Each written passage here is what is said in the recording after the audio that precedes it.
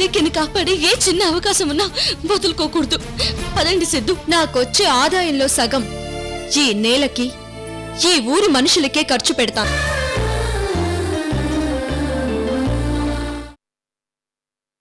అలేఖ్యకి నా మీదనున్న నమ్మకం మీకు లేదా?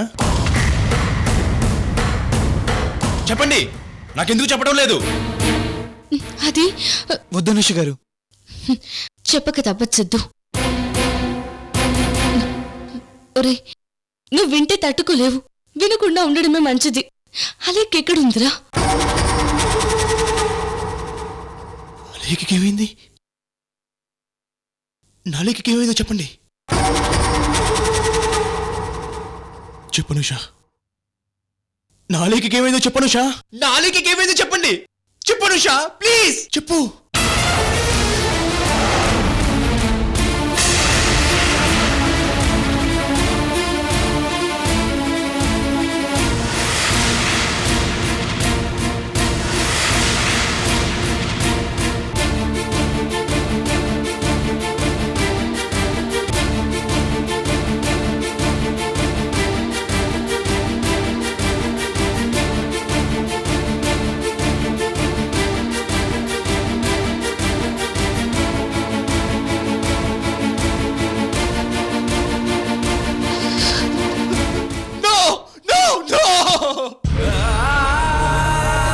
అలా జరగడానికి వీల్లేదు. అలా జరగడానికి వీల్లేదు. అలా జరగడానికి వీల్లేదంటే బాబు కావాలి. నాకు బాబు కావాలి. శిఖర్, ప్లీజ్ కంట్రోల్ చేసుకో. అందుకేరా నీకు చెప్పకుండా ఉంది. నువ్వు తట్టుకోలేవని నేను చెప్పలేదు. ఊరుకో. సిద్ధు, ఎలాగైనా అలేఖ్యని కాపాడండి ప్లీజ్. అనుష, దాన్ని నేనేం చేయాలి చెప్పండి. నేనేమైనా చేస్తాను. ముందు అలేఖ్యని మనం అర్జెంటుగా కలవాలి. అలేఖ్య కడపలో ఉన్న జగదీశ్వర్ రెడ్డి ఇంటికి వెళ్ళింది. నేను ఇప్పుడు ఆయనకు ఫోన్ చేస్తాను.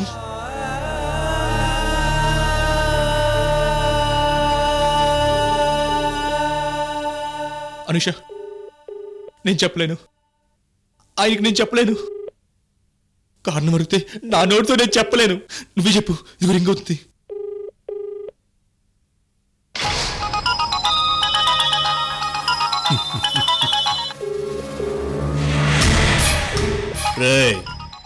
జగదీశ్వర్ రెడ్డి ఫోను మూగుతా ఉండాది రా.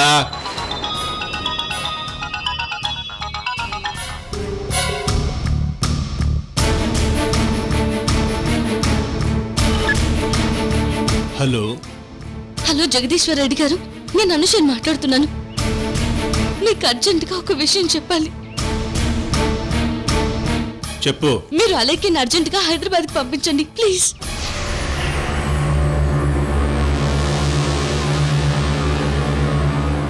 ఎందుకు? మీకు ఎలా చెప్పాలో అర్థం కావట్లేదు, కానీ చెప్పక తప్పడం లేదు. అలేఖ్యకి హెల్త్ ప్రాబ్లం. అదే, అలేఖ్య ప్రెగ్నెంట్ కదా.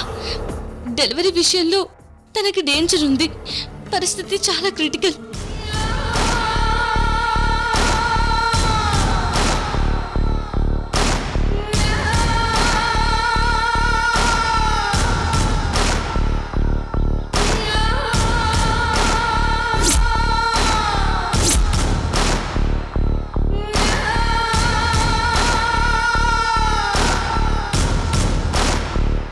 ఇది అలేఖ్య కోసం చేసే ఆఖరి ప్రయత్నం జగదీశ్వర్ రెడ్డి గారు. ప్లీజ్ అలేఖ్యని అర్జెంటుగా పంపించండి. లేకపోతే ఆఖరి ప్రయత్నం చేసే అవకాశం కూడా మాకు ఉండదు. ప్లీజ్. అలాగే అలాగే పంపిస్తాను.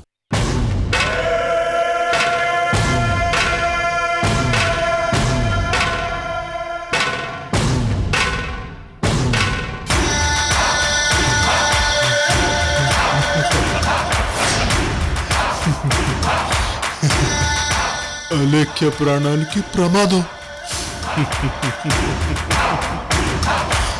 అలేఖ్య ప్రాణాలకి ప్రమాదం. రేయ్ అన్నా, రెడ్డమ్మ హైదరాబాద్కి ఎప్పుడు వెళ్తా ఉండదో సీక్రెట్ గా వెళ్ళి కనుక్కోరా. అలాగే అన్నా, ఇప్పుడే కనుక్కొని వస్తాను.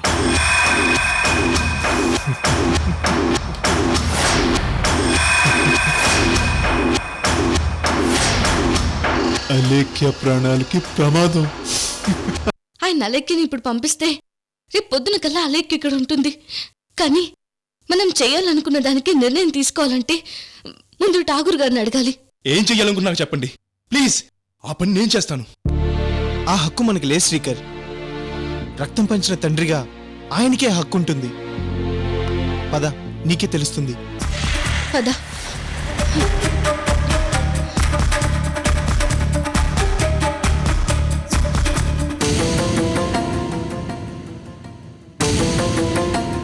అలేఖ్య గురించి తెలుసుకుని ఠాగూర్ గారు పడే బాధను చూసి తట్టుకునే శక్తి నాకు లేదు. మీరు వెళ్ళండి, నేను రాను. ముందు విషయం అన్నపూర్ణాదేవి గారితో మాట్లాడి ఠాగూర్ గారిని ఒప్పించే ప్రయత్నం చేయండి. వెళ్ళండి. పద శ్రీకర్.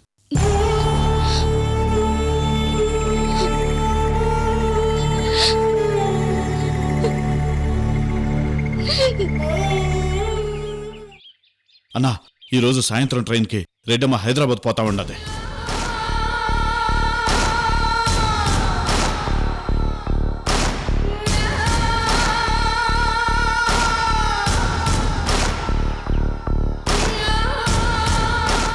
సాయంత్రం ట్రైన్కి వెళ్ళిపోతుండది. నిజమేనా? అవునన్నా, నిజమే అన్నా.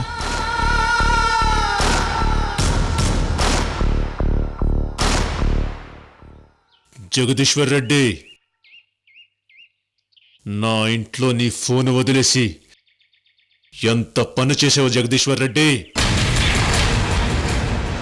రేయ్ అన్నా, ఫోన్ స్విచ్ ఆఫ్ చేయరా. అలాగే అన్నా.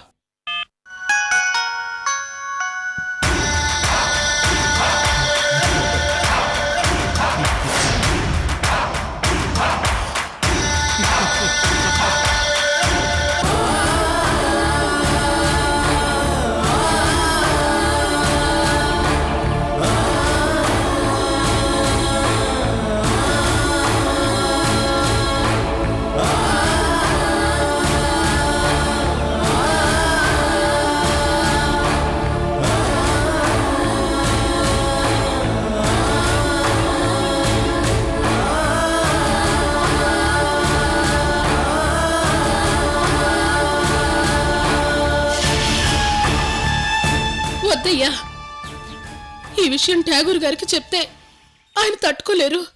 ఆంటీ, తప్పదాంటీ, ఆయనకి చెప్పాలి. అవును, ఇది చాలా క్రిటికల్ డెసిషన్.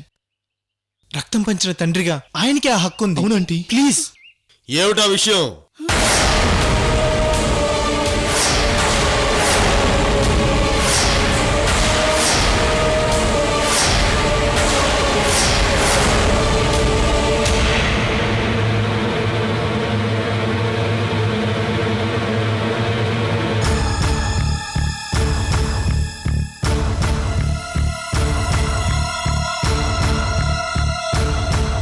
ఠాగూర్ గారు, అది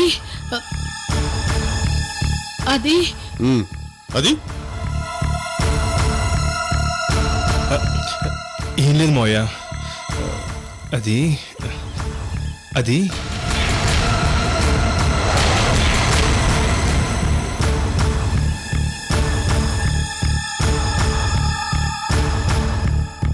సిద్ధు, అసలు విషయం ఏమిటో నువ్వు చెప్పు. మీరు తట్టుకోగలగాలి ఠాగూర్ గారు. నువ్వు కాల్చిన బుల్లెట్నే తట్టుకోగలిగింది ఈ బాడీ. నువ్వు చెప్పే విషయాన్ని తట్టుకోలేదా? అది బుల్లెట్ కంటే ప్రమాదకరమైన విషయం ఠాగూర్ గారు. కానీ ఒక డాక్టర్గా నాకు చెప్పక తప్పదు. అలేఖ్య గారికి సీరియస్ హెల్త్ ప్రాబ్లం వచ్చింది. తన ప్రెగ్నెన్సీ వల్ల తన ప్రాణాలకి ప్రమాదం అయ్యే పరిస్థితి వచ్చింది.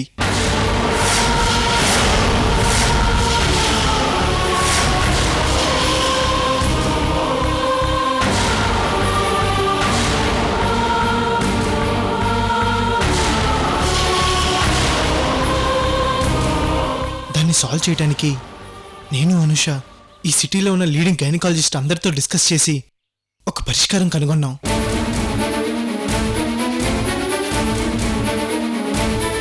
ఆ పరిష్కారం మేము కనుగొన్న పర్మిషన్ మాత్రం మాకు మీరే ఇవ్వాలి. నాకు నా కూతురు కావాలి. నా కూతురికి ఏమీ కాకూడదు. నా కూతురికి ఏమీ కాకుండా ఉండడానికి నేనేం పర్మిషన్ ఇవ్వాలో చెప్పండి, ఇస్తాను. అలెక్కే గారన్నా కావాలనుకోవాలి,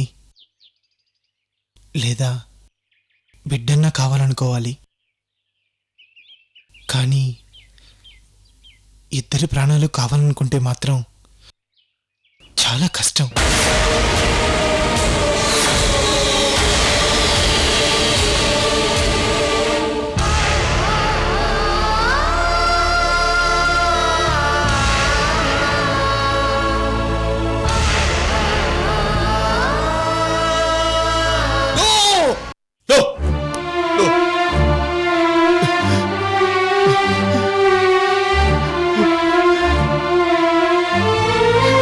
ఆ దేవుడు మనకి అగ్ని పరీక్ష పెట్టాడు మావయ్య. అలేకి కావాలనుకుంటే బిడ్డ దక్కదు, బిడ్డ కావాలనుకుంటే అలేకి దక్కదు. ఇప్పుడు మనం ఏం చేయాలి మావయ్య, ఏం చేయాలి?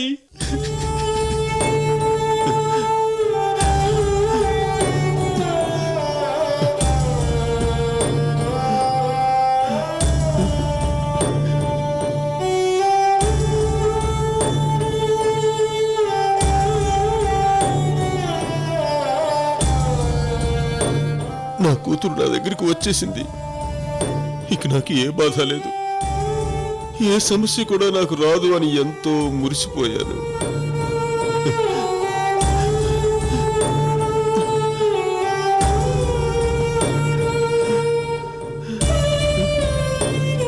కానీ ఇంత పెద్ద సమస్య నా కూతురు చుట్టూ ఉంటుందని నేను అనుకోలేదు.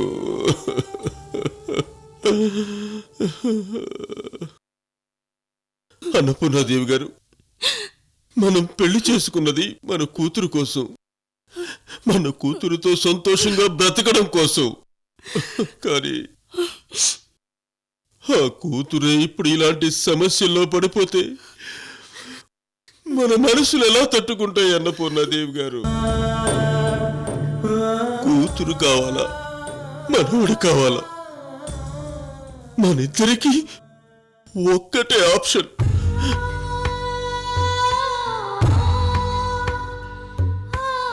ఆ దేవుడిచ్చిన ఆప్షన్, ఒక్కటే ఆప్షన్.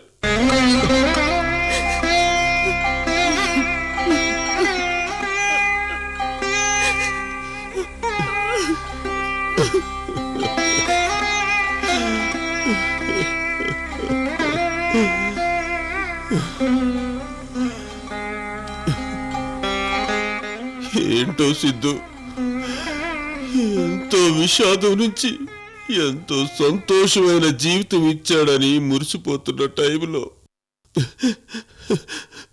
తట్టుకోలేని ఈ విషాదాన్ని ఇచ్చాడు ఆ భగవంతుడు. మీరు తట్టుకోలేరని తెలుసు ఠాగూర్ గారు, కానీ రక్తం పంచిన తండ్రిగా మీకు చెప్పాలి. మీ డెసిషన్తోనే మేమేదైనా చెయ్యాలి. అందుకే వచ్చాం.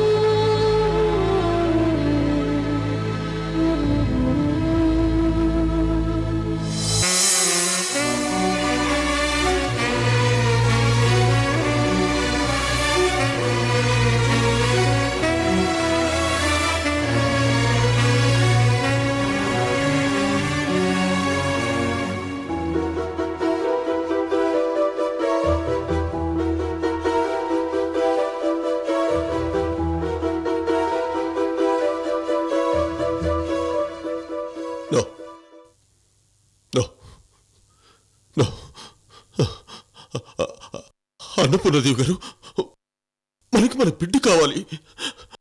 ఆ బిడ్డ కోసమే మనం బ్రతుకుతున్నాం. మనకి మనవడు వద్దు, వద్దు. అలేఖ్య లేని మనవడు మనకెందుకు? వద్దు, మనకి అలేఖ్యే కావాలి, అలేఖ్యే కావాలి.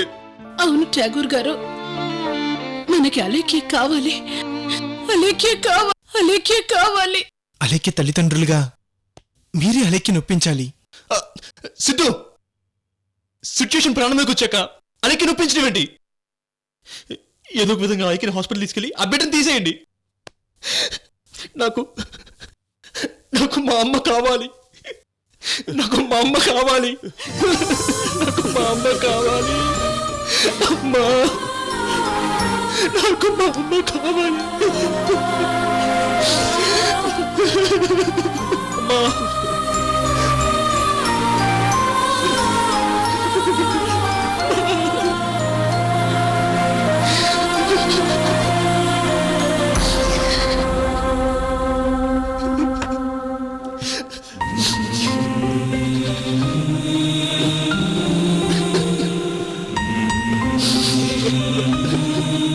అలేఖ్య ప్రాణమైపోతే మన ముగ్గురు ప్రాణాలు పోయినట్టే శ్రీకర్, పోయినట్టే. అంతే. మనం అలేఖ్య తెలియనివ్వకుండా అలేఖ్య బిడ్డ విషయంలో మనం చేస్తున్న తప్పుకి ఆ దేవుడిని క్షమాపణ అడుగుదాం. మన అలేఖ్య మనకు దక్కుతుంది.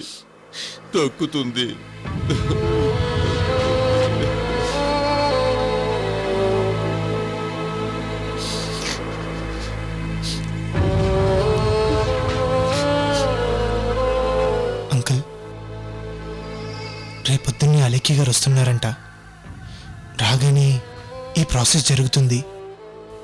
దానికి ముందు మీరు ఆంటీ ఈ కన్సర్న్ ఫామ్ మీద సంతకాలు పెట్టండి.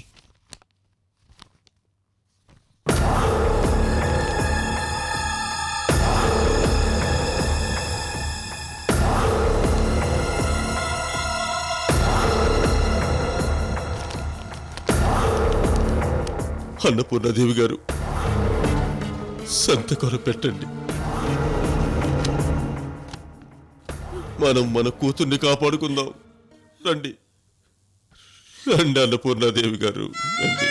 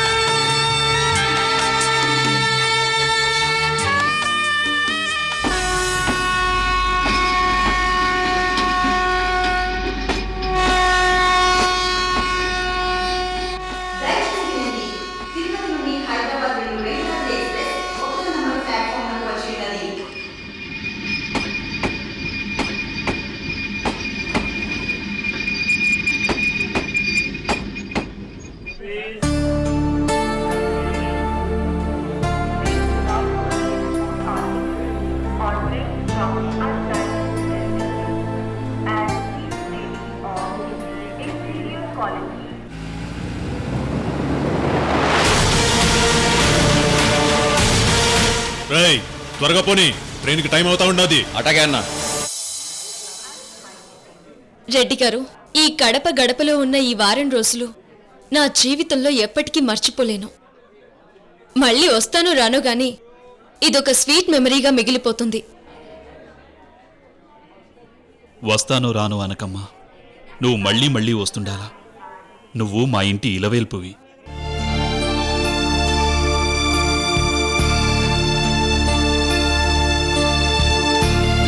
రెడ్డి గారు, పక్కవాడి ఆస్తి ఎలా దోచేయాలని చూస్తున్న ఈ రోజుల్లో మాకు చెందాల్సిన ఆస్తిని మాకు చెందేలా చేసి మీ తండ్రి గారి ఆఖరి కోరికను నెరవేర్చారు.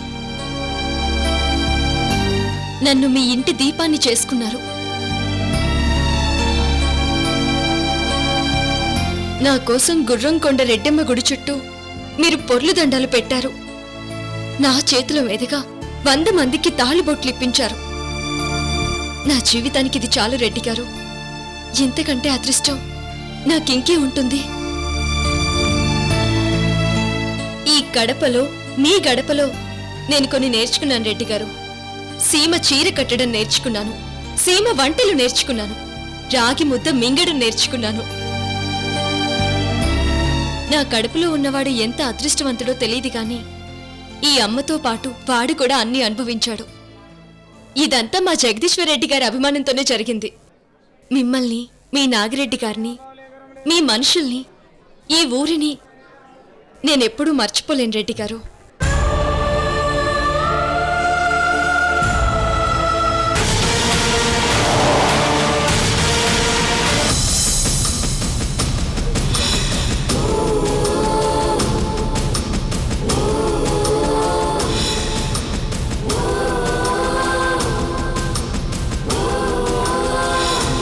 దయచేసి వినండి. తిరుపతి నుండి హైదరాబాద్ వెళ్ళు వెంకటాద్రి ఎక్స్ప్రెస్ 1వ నంబర్ ప్లాట్ఫామ్ నుండి బయలుదేరును.